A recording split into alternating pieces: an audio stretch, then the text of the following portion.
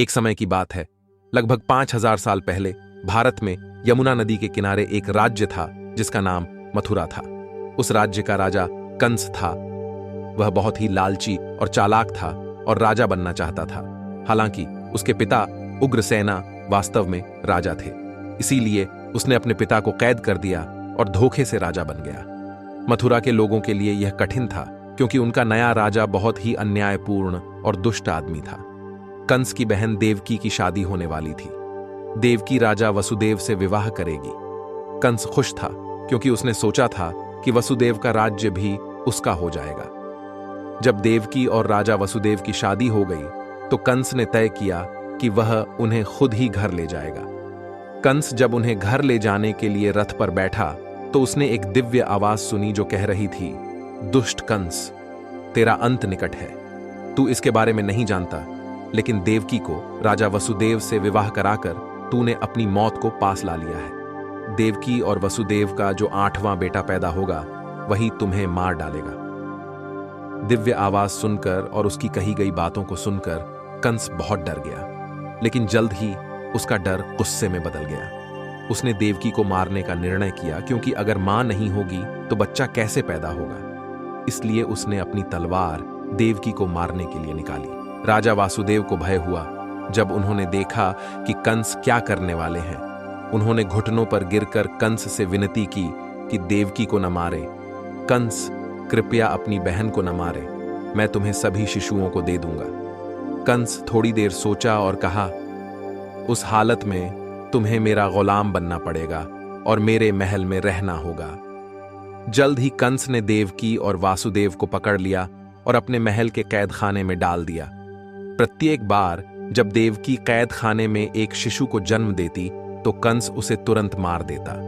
जल्द ही कंस ने 7 शिशुओं को मार दिया और उसे यह भी एहसास नहीं हुआ कि वह कैसे अपनी बहन के बच्चों को मारकर उसे पीड़ा दे रहा है। अगले 9 वर्षों तक देवकी के पास और कोई शिशु नहीं था। जल्द ही वह फिर से जन्म देने वाली थी। कंस को अब बहुत डर लग रहा था। पूरे दिन मथुरा में एक भयानक सन्नाटा था। दोपहर में बेटा पैदा हुआ और सब कुछ शांत हो गया। देवकी पूरे 9 वर्ष बाद इतनी खुश थी और इसी कारण वह बेहोश हो गई, जबकि वासुदेव कारागृह का दृश्य देखे बिना नहीं रह पाया।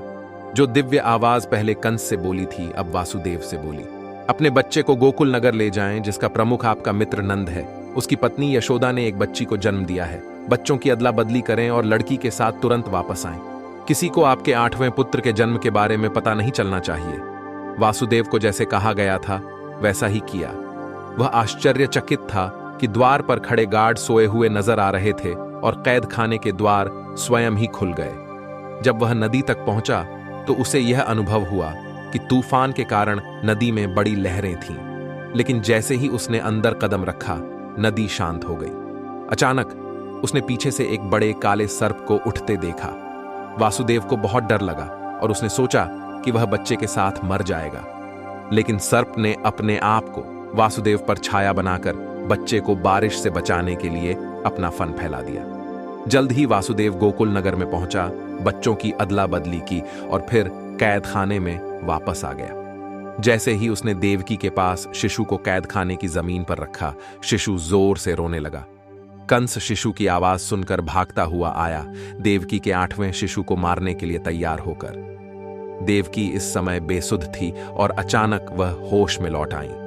कंस शिशु को उठा लिया और उसे कैद खाने की दीवार पर फेंक मारा, लेकिन शिशु मरा नहीं। वह कैद खाने की छत की ओर उड़ गया और एक उज्जवल प्रकाश ने कैद खाने को भर दिया। जब प्रकाश कमजोर हो गया तो कंस ने समझा कि शिशु ने देवी दुर्गा का रूप लिया है। उसने कहा, मूर्ख कंस, तुम मुझे नहीं मार सकते और जो तुम्हें मारेगा वह पहले ही जन्म ले चुका है और जीवित है। एक दिन वह तुम्हें खोज निकालेगा और चाहे तुम कुछ भी करो तुम्हें मार डालेगा। वहीं गोकुल में नए शिशु के जन्म पर बहुत विशाल उत्सव मनाया जा रहा था। सरपंच नंद ने शिशु का नाम कृष्ण रखा और सभी लोग शिशु को आशीर्वाद और उपहार देने आए। इस तरह हुआ कृष्ण का जन्म और प्रारंभ हुई उनकी नटखट लीलाएं।